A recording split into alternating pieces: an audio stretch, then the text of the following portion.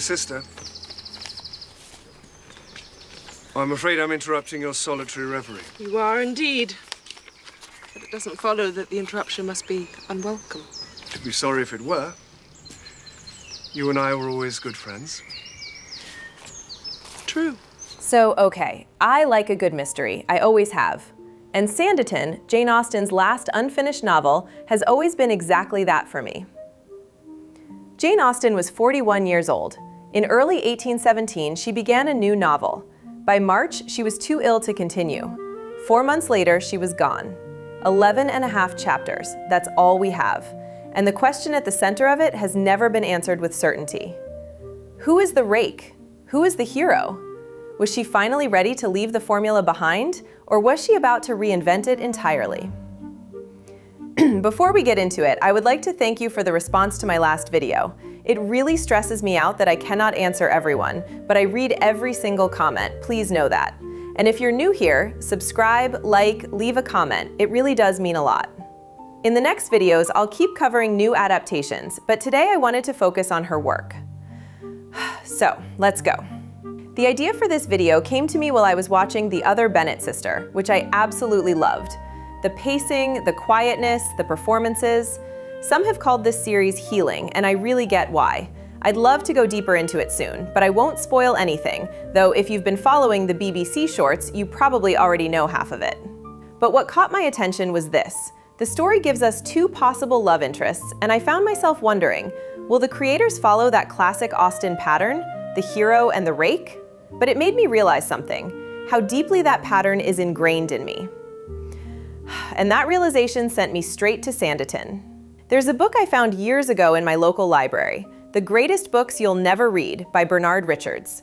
A collection of great unfinished works, books that exist only as fragments, as possibilities. The section on Sanditon was very engaging.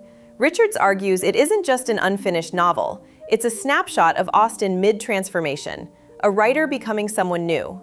The loss isn't just the ending we never got, it's the Austen we never got to meet.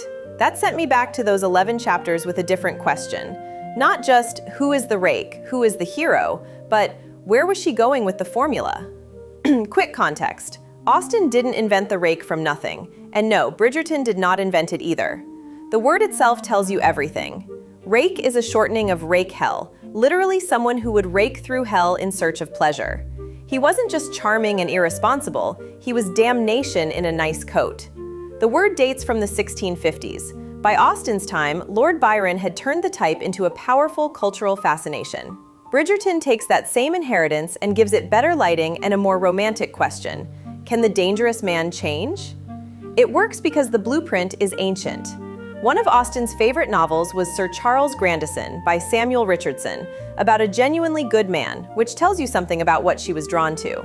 But Richardson also wrote Clarissa, featuring the most infamous rake in English literature, a man called Lovelace. So dangerous that Austen references him directly in Sanditon. If you want to go deep on what Austen was actually reading and how it shaped everything, Jane Austen's Bookshelf by Rebecca Romney is a really good place to start. And it was a book called Evelina by Frances Burney. This was the 1903 edition illustrated by Hugh Thompson. And I had heard of Frances Burney before because she's mentioned in certain famous book collecting books and things, but I didn't know that much about her. So when I brought the book back to the shop and was cataloging it, I just did an initial kind of poking around. And I learned very quickly that she was one of Jane Austen's favorite authors, and that Austen almost certainly took the phrase Pride and Prejudice from Burney's second novel, Cecilia. But Austen didn't give you the rake as fantasy. She gave you the rake as a trap, a test, and she made you walk into it alongside her heroine. She had a formula, and she kept pushing against it. Pride and Prejudice makes both hero and heroine equally mistaken. Emma goes further. The heroine herself is the dangerous one. Persuasion, written just before Sanditon, strips it back to something unbearably quiet.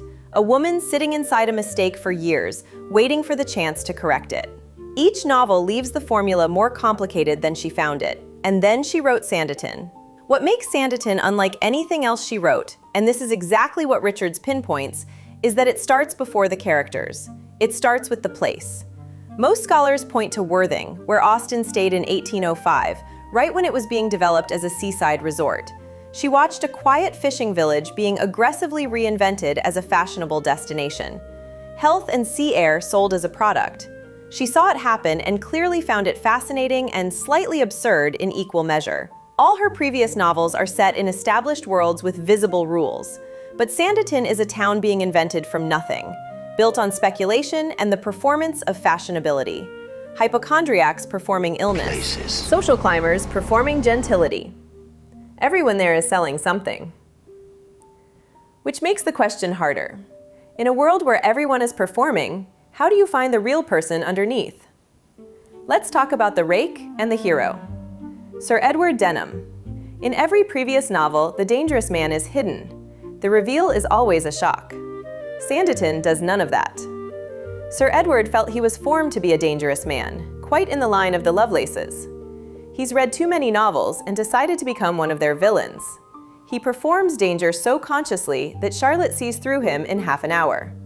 No seduction, no real threat. Just a man doing an unconvincing impression of a rake. The hero? Sidney Parker. I don't have a clean answer. Nobody does. Sidney is described before he appears. His brother calls him clever, with great powers of pleasing, who lives too much in the world to be settled. Do those words remind you of Darcy? Of Knightley? Or do they remind you of Wickham, Willoughby, Frank Churchill? When Sidney finally appears, in chapter 12, the very last chapter Austen completed, he arrives good-looking, with a decided air of ease and fashion. The language she uses for her more ambiguous men. And yet he is clear-sighted in a town full of fools. He speaks the truth. He's financially independent, not caught up in the speculative frenzy around him. Is he the rake? Is he the hero? Is he something the formula hadn't accounted for yet? This is what Richards means by mid-transformation. The rake isn't dangerous, he's ridiculous. The hero isn't hidden, he's ambiguous in a completely new way. Some academics argue she was moving towards something more social, more economic, the kind of novel that would have put her in conversation with Dickens and Thackeray decades later, except sharper, funnier, and hers. We'll never know. The pen goes down before anything meaningful passes between Sidney and Charlotte, just a first impression, and then silence.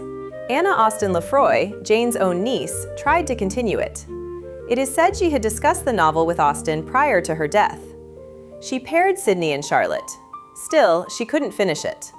The completion, published in 1975 under the name Another Lady, later revealed to be Marie Dobbs, set the template for everything after, including the Davies adaptation, which I came to wanting to love completely. The man behind the 1995 Pride and Prejudice, for crying out loud. But Austen's material runs out very quickly. But it resolves the question, makes Sidney the hero clearly. If you watch it as its own thing, you'll enjoy it. As an Austen adaptation, it's something different. Richards calls Sanditon a brilliant, unfinished possibility. And that's exactly what it feels like. Not just an unfinished novel, an unfinished formula. A new direction she was just stepping into. And Charlotte feels different too. She's sharper than we might expect, quicker to see through performance, less romantic in her assumptions. Which makes me wonder, was Austen also reshaping the heroine? Moving her away from someone who has to learn to see clearly, towards someone who already does? We'll never know. And that's what makes it so sad. Wherever Austen was going, we don't get to follow. Sanditon is different. The hero and the rake blur into each other and the question stays open. It makes me genuinely sad to think we were deprived of another heroine to fall in love with. Because in 11 chapters, Charlotte was already becoming someone I wanted to follow. Let me know in the comments, where do you land on Sidney? Hero, rake, or something different? Have you read any of the continuations? Next video, I'll be covering the other Bennet sister properly. Subscribe if you want to see it. Thanks for watching.